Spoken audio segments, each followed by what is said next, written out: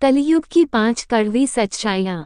महाभारत के समय की बात है। 5 पांडवों ने भगवान श्री कृष्ण से कलियुग के बारे में चर्चा की और कलियुग के बारे में विस्तार से पूछा और जानने की इच्छा जाहिर की कि कलियुग में मनुष्य कैसा होगा, उसके व्यवहार कैसे होंगे और उसे मोक्ष कैसे प्राप्त होगा। इन्हीं प्रश्नों का उत्तर देने के लिए भगवान श्री कृष्ण कहते हैं, तुम 5 भाई वन में जाओ और जो कुछ भी दिखे वह आकर मुझे बताओ, मैं तुम्हें उसका प्रभाव बताऊंगा।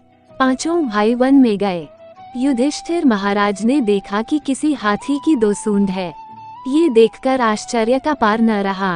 अर्जुन दूसरी दिशा में गए। वहां उन्होंने देखा कि कोई पक्षी है, उसके पंखों पर वेद की ऋचाएं लिखी हुई हैं, पर वो पक्षी मुर्दे का मांस खा रहा है। ये भी आश्चर्य है।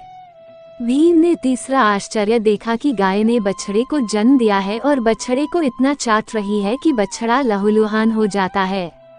सहदेव ने चौथा आश्चर्य देखा कि 6-7 कुएं हैं और आसपास के कुओं में पानी है, किंतु बीच का कुआं खाली है।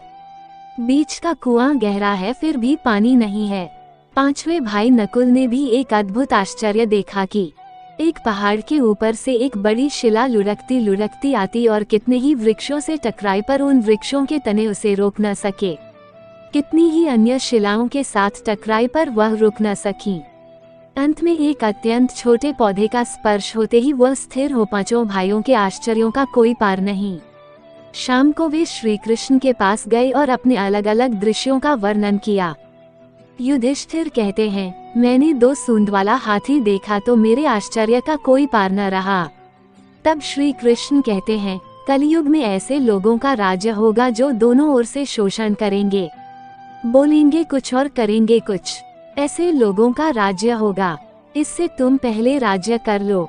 अर्जुन ने आश्चर्य देखा कि पक्षी के पंखों पर वेद की ऋचाएं लिखी हुई हैं और पक्षी मुर्दे का मांस खा रहा है।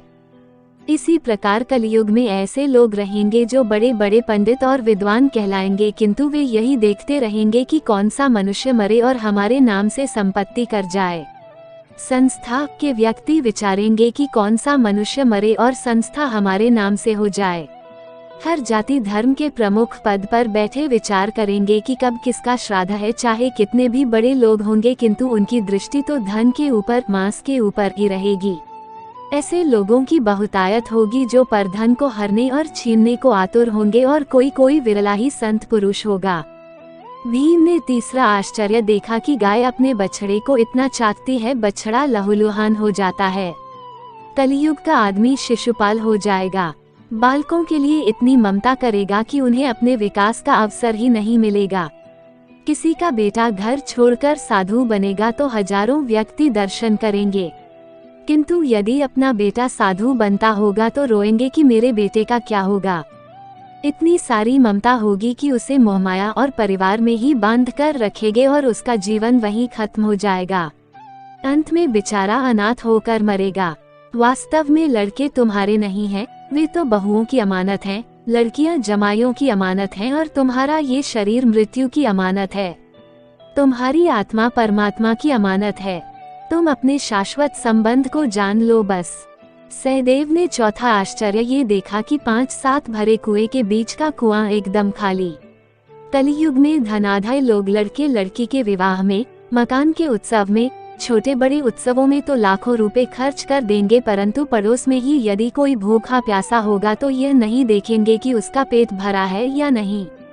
दूसरी ओर मौज मौज में शराब, कबाब, फैशन और व्यसन में पैसे उड़ा देंगे, किंतु किसी के 2 आंसू पोंछने में उनकी रुचि न होगी और जिनकी रुचि होगी उन पर कलयुग का प्रभाव नहीं होगा, उन पर भगवान का प्रभाव होगा। 5वां आश्चर्य ये था कि एक बड़ी चट्टान पहाड़ पर से लुढ़की। वृक्षों के तने और चट्टानें उसे रोक न पाई, किंतु एक छोटे से पौधे से टकराते ही वह चट्टान रुक गई। कलयुग में मानव का मन नीचे गिरेगा, उसका जीवन पतित होगा। ये पतित जीवन धन की शिलाओं से नहीं रुकेगा, न ही सत्ता के वृक्षों से रुकेगा, किंतु हरिनाम के एक छोटे से पौधे से, हरि कीर्तन के एक छोटे से पौधे से मनुष्य जीवन का पतन होना रुक जाएगा।